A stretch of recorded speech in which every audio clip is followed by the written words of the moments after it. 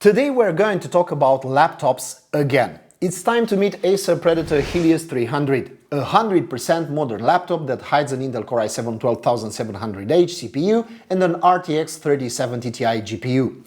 While the modernity under the hood is undisputed, the hood itself is kind of old school. It actually reminds me of the past, of simpler times when nobody cared about how compact laptops were. Back then, they were specifically built to offer the best performance, and just that. It didn't take me too long to reach this conclusion. All I did was just unbox the laptop and have a look at it. This Helios 300 looks like it's at least 5 years behind us. Well, it might sound bad at first, but you'll actually see that's not bad at all. Let's have some history first. It was around 2014 when gaming laptops actually became a viable option, a period that would also lay the foundation for the design we would later regard as gaming-oriented. Thus, the gaming laptop had become easier to spot in the wild. It was thicker, looked cooler, and it even began incorporating lighting. Such models would often come with some sort of a spoiler that would include I/O ports, all of this while the cooling systems were getting stronger and stronger. Such was the rule, well, at least for some time, during which names like Acer, Asus, MSI, Gigabyte or Razer would hire research teams whose only purpose was to design lighter and thinner bodies that would offer in the same time just enough space to fit an adequate cooling system. This brings us back to the present, with models like ROG Zephyrus M16 that seem to be able to integrate Core i9 CPUs alongside GPUs like RTX 3080 Ti in their thin bodies. On top of that, they got decent cooling systems alongside large screens with impressive refresh rates.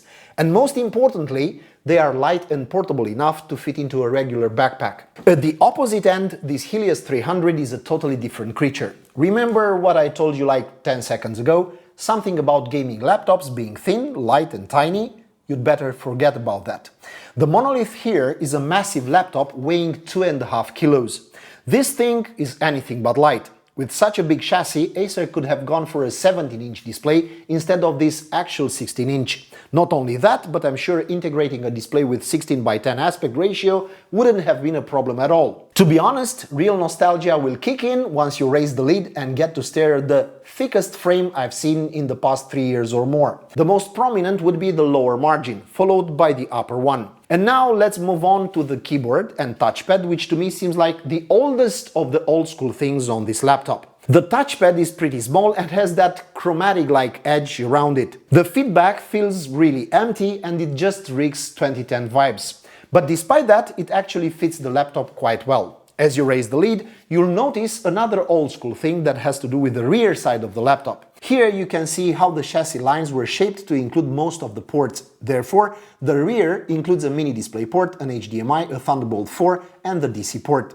It might sound scarce, but the ports menu does not end here. More ports can be found on both sides as well, meaning two USB 3.2 Gen 2 Type A on the right side, followed on the left side by a 3.5mm audio jack, an USB 3.1 Type A, and surprisingly, a low-profile RJ45 that snaps open once you plug in the Ethernet cable. All of this makes the Helios 300 a different and interesting specimen that successfully combines modern hardware and connectivity with the look of a recycled chassis of a 5-year-old gaming laptop. No, really, that's what it looks and feels like. The dude who came up with the idea of shoving a Core i7-12700H in such a dinosaur must have been playing with some duct tape and old radiators after running out of beers.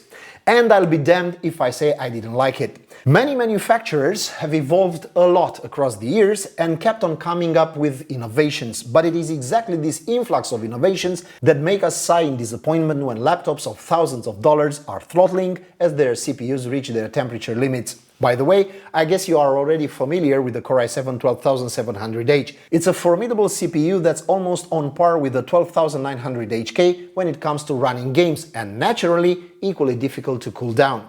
With that being said, let's have a look at the cooling system of this Helios 300, because I want to outline some really interesting things. First thing first, there's this classic combination: some radiators placed on the CPU and GPU, kept in check by countless blades that make up the fans. Everything is connected by a couple of heat pipes and some thermal paste, taking the shape of liquid metal, of course. That's the big idea. Now let's delve into details. These fans, the 5th generation of what Acer calls Aeroblade, are intended to redirect the airflow. They are comprised of 89 blades, way more blades than the number you would expect to see on regular fans. This entire conglomerate is carefully managed by Acer's CoolBoost technology. In this way, CoolBoost adjusts the laptop fans for every specific use case. This means the laptop stays cooler and, most importantly, silent. I mean, as long as you don't hit the turbo button. Needless to say, I pressed it, mostly out of curiosity. I was expecting the turbo mode to overclock the laptop and squeeze some more megahertz out of the GPU or something like that. And the turbo mode did nothing short of turning the laptop into a jet ready to take off from my suddenly turned aerodrome desk. Regardless, the cooling system that hides underneath this Predator's hood is damn good. Not mediocre as in, oh wow, the laptop is lava hot but it didn't shut down. It's really good, meaning this Predator began throttling at 92 degrees Celsius, but it was still quiet. As I began pumping more force into the fans, the temperature dropped significantly, leading to impressive results in benchmarks like Cinebench with an average temperature of under 90 degrees.